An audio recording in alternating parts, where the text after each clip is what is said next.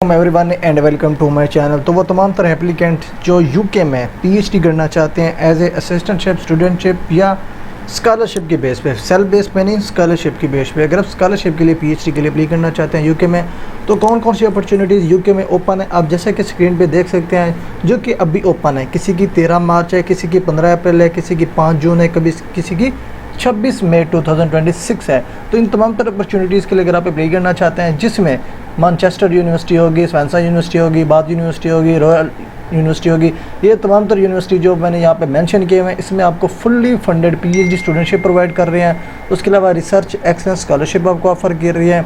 Mechanical engineering department के relevant जो applicants हैं उनको जो है ना ये स्कॉलरशिप ऑफर कर रही है।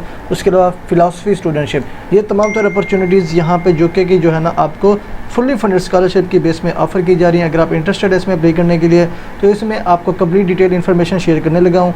इंशाल्लाह कोशिश होगी कि तमाम तरह चीज़ें आपको समझ आ जाए।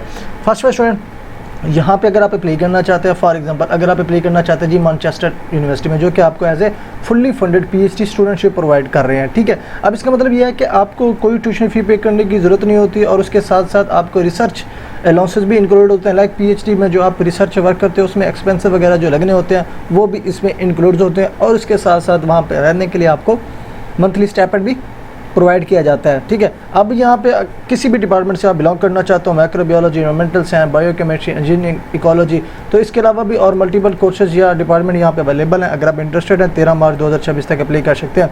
अब इसमें अप्लाई करने का मेथड क्या है, इन्फॉर्मेशन तो मैंने शेयर कर दी, लेकिन अप्लाई करने का मेथड क्या होगा।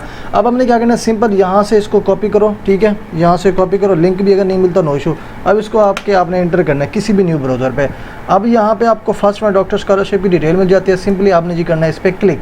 अब जैसे ही उस पर क्लिक करोगे तो इसकी जो ऑफिशियल वेबसाइट है आपकी स्क्रीन के सामने ओपन हो जाएगी, जैसे कि आप यहाँ पे देख सकते हैं, मैनचेस्टर मेट्रोपॉलिटन यूनिवर्सिटी, ठीक है। अब ये यूनिवर्सिटी आपकी स्क्रीन के सामने ओपन हो चुकी है। अब ये जो है ना डॉक्टरल स्कॉलरशिप है, पीएचडी स्कॉलरशिप है, ठीक है। अब यहाँ पे दो टाइप्स की स्कॉलरशिप आपको मिल सकते हैं, ठीक है। एक होता है जिसमें आपको फ़ी पे करने की ज़रूरत नहीं होती, और उसके साथ साथ आपको रिसर्च अलाउंसेस भी प्रोवाइड किए जाते हैं। दूसरा होता है फुल्ली फंडेड। अब यहाँ पे कंप्लीटली लिखा हुआ है उनकी तरफ से फुल्ली फंडेड, जिसमें आपको मंथली स्टाइपेंड भी प्रोवाइड किया जाता है, जिसको हम सैलरी बेस्ड भी कह सकते हैं, जिसमें आपके वहाँ पे रहने के लिए लिविंग कॉस्ट और रिसर्च जो एक्सपेंसेस वगैरह होंगे वो तमाम तरह कवर करने के लिए आपको ये स्कॉलरशिप दिया जाएगा, ठीक है।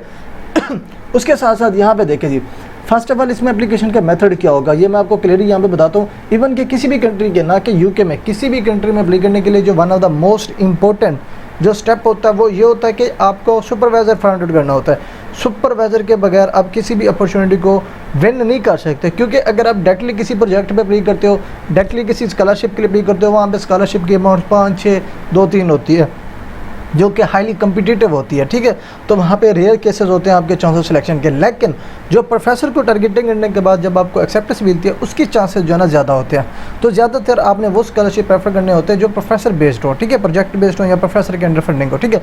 अब यहाँ पे आपने क्या करना है, इसी यूनिवर्सिटी की फैकल्टी मेंबर से आपने कॉन्टैक्ट करना है। यहाँ पे क्या लिखा हुआ है, before applying for any of our project fundings, वो आपको क्लियर डायरेक्शन दे रही है कि आपने अगर किसी भी प्रोजेक्ट के लिए, किसी भी स्कॉलरशिप के लिए हमारी यूनिवर्सिटी में अप्लाई करनी है, तो आप फर्स्ट ऑफ ऑल अपने जो एकेडमिक सुपरवाइजर्स हैं उनके साथ डिस्कस करो। अब ये डिस्कस क्या किया जाता है, आपका रिसर्च इंटरेस्ट, आपका प्रपोजल जो है ना डिस्कस किया जाता है। अब इसका मेथड ये होता है कि किसी भी प्रोफेसर को आप रीच आउट करते हो, आप उसको मेल करते हो, ठीक है। मेल आपकी स्ट्रांग होनी चाहिए।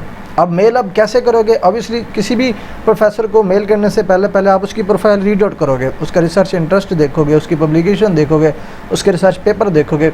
ये तमाम तर चीज़ें पढ़ने के बाद फिर आपने एक स्ट्रॉन्ग ईमेल बनाना होता है, उसमें 1 लाइन आपका इंट्रोडक्शन हो, दूसरी लाइन में आप उस प्रोफेसर के रिसर्च इंटरेस्ट के मुताबिक अपना रिसर्च इंटरेस्ट शो करो और अपनी मोटिवेशन इंक्लूड करो कि आपको ही ये प्रोफेसर क्यों शॉर्टलिस्ट करे, ठीक है। लाइक आपको अपनी प्रोफाइल इतनी स्ट्रॉन्ग और कम्पिटिटिव वे में एक्सप्लेन करनी पड़ती है कि प्रोफेसर आपको पॉजिटिव रिस्पॉन्स दे और वो एग्री हो कि वो आपके साथ नेक्स्ट स्टेप पे चले। लाइक वो आपके साथ प्रपोजल डिस्कस करे, ठीक है, या मीटिंग अटेंड करे, उसके बाद वो आपको एक्सेप्टेंस देगा। आप डायरेक्टली कभी भी एक्सेप्टेंस रिसीव नहीं कर सकते। और फर्स्ट में अगर आप अप्लाई करोगे, प्रोफेसर को टारगेट करोगे, तो आपको पहले से प्रपोजल बनाने की ज़रूरत नहीं है। ऑब्वियसली अगर आप 10 प्रोफेसर को करोगे, 20 को करोगे, 30 को करोगे, 50 को करोगे या 60-70 को करोगे, तो हर प्रोफेसर के लिए प्रपोज़ल बनाना बहुत टफ होता है, पॉसिबल ही नहीं है। तो किसी भी प्रोफेसर को रीच आउट करने से पहले जो कि one of the most important चीज़ होती है वो आपकी सीवी होती है। सीवी में ही ऑलरेडी आपका तमाम तरह डाटा मेंशन होता है, इवन कि वहाँ पे रिसर्च इंटरेस्ट भी आपका मेंशन होता है। और उसके साथ साथ जब आप ईमेल करते हो, ईमेल की बॉडी में भी आपका क्लियर मेंशन होता है, ठीक है, रिसर्च इंटरेस्ट, और उसके रिसर्च इंटरेस्ट के मुताबिक जब आप अलाइन करते हो प्रोफेसर के साथ तो वो फिर आपको रिस्पॉन्स करेगा। फिर उसके बाद आपने रिसर्च प्रपोजल डिज़ाइन करना है, ठीक है, ऐसे पहले टाइम वेस्ट नहीं करना। तो अगर आप इसमें अप्लाई करोगे उसके नीचे यहाँ पे मेकिंग एन एप्लीकेशन, ये टोटली ऑनलाइन होगी, जिसमें आपको तमाम तरह डॉक्यूमेंट्स यहाँ पे अपलोड करने पड़ेंगे, जिसमें आपका रिसर्च प्रपोजल होगा, ठीक है, उसके अलावा सीवी होगी, कवर लेटर हो गया, ठीक है, पर्सनल स्टेटमेंट होगी। तो ये डॉक्यूमेंटेशन हर स्कॉलरशिप के लिए रिक्वायर्ड होते हैं, कोई लाइक डिफरेंस नहीं है। तो अगर आप इसमें इंटरेस्टेड हो, यहाँ पे आपको मल्टीपल प्रोजेक्ट बेस की अपॉर्चुनिटीज़ की डिटेल यहाँ पे मिल जाएगी, और उसके साथ साथ डेडलाइन भी लिखी हुई मिल जाती है, ठीक है। किसी की 12 मार्च है, यहाँ पे देख सकते हैं, किसी की 19 मार्च है, किसी की 19 मार्च है। लाजमी नहीं कि जिनकी डेडलाइन गुजर गई आपने उसमें अप्लाई करनी है।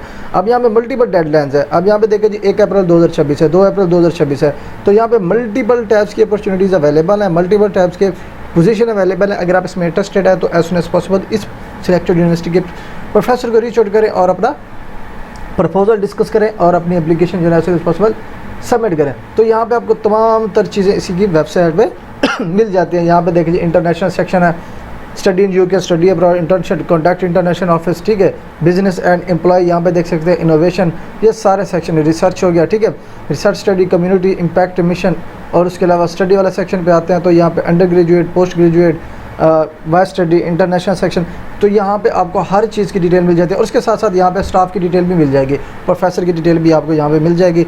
तो ये इसी तरह से आपने इस वेबसाइट को एक्सप्लोर करना है, प्रोफेसर फाइंड आउट करना है, उनको ईमेल करनी है, ठीक है। उसके बाद सिलेक्टेड प्रोजेक्ट पे आके फाइल फिलिंग स्टार्ट कर देनी है, ठीक है। सिंपल से मेथड होगा, सिंपली लाइक आपने उस पर क्लिक करना है, क्लिक करने के बाद उसकी फर्दर डिटेल मिल जाएगी, प्रोजेक्ट एडवर्ट की डिटेल मिल जाएगी, एम क्या होगा, फंडिंग आपको क्या दी जाएगी, ठीक है। यहाँ पे क्लियरली मेंशन अलग, यहाँ पे देखिए जी यहाँ पे यूरो आपको अमाउंट मिल जाती है, ठीक है।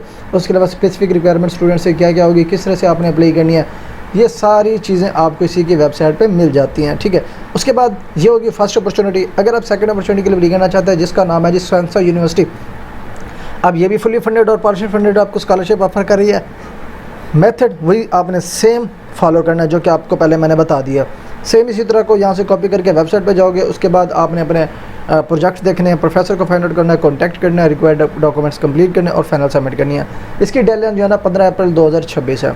उसके बाद यूनिवर्सिटी ऑफ बात होगी, इसकी डेडलाइन जो है ना 5 जून 2026 है। इससे अलावा भी हो सकते हैं, जो है ना ये टेंटेटिव फॉर्म में है, लाइक हर प्रोजेक्ट की डेडलाइन जो है ना वेरी करती है। तो ये जो है ना एग्रीगेट या अप्रॉक्सीमेट जो डेट है वो मैंने यहाँ पे ऐड की हुई है, ठीक है। उसके अलावा आ जाता है जी royal institute of philosophy studentship. अब इसमें जो है ना आपको रिसर्च ग्रांट्स प्रोवाइड की जाती है तमाम इंटरनेशनल स्टूडेंट को जो पीएचडी के लिए अप्लाई करना चाहते हैं, ठीक है। अब one of the most important क्या है, आपने क्या करना है, मोस्ट पीएचडी प्रोग्राम स्टार्ट। अब यहाँ पे जो पीएचडी स्टूडेंट अप्लाई करेगा उनकी जो क्लासेस होंगी वो सितंबर और अक्टूबर में होगी, ठीक है। उसके अलावा यहाँ पे आपको अप्रॉक्सीमेट 2000 यूरो, ठीक है, एनुअल स्टाइपेंड जो है प्रोवाइड किया जाता है। बाकी जो बेनिफिट्स हैं वो सेपरेट है, जैसे स्टाइपेंड की यहाँ पे बात की जा रही है। और इसके अलावा यहाँ पे जो भी आप किसी पोजीशन किसी भी स्कॉलरशिप के लिए अप्लाई करते हो तो सबसे पहले आपको पोटेंशियल सुपरवाइजर से कांटेक्ट करना पड़ता है बिफोर सबमिशन।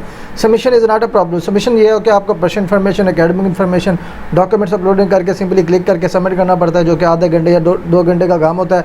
मेन जो स्टेप्स होते हैं वो प्रोफेसर से होते हैं। प्रोफेसर्स को फाइंड आउट करो, उसको रीच आउट करो, उनको कॉन्टैक्ट करो, मीटिंग अटेंड करो, इंटरव्यू प्रिपरेशन करो, उसके बाद जाके आपकी ये सबमिशन प्रोसेस वाला स्टेप्स आता है, ठीक है।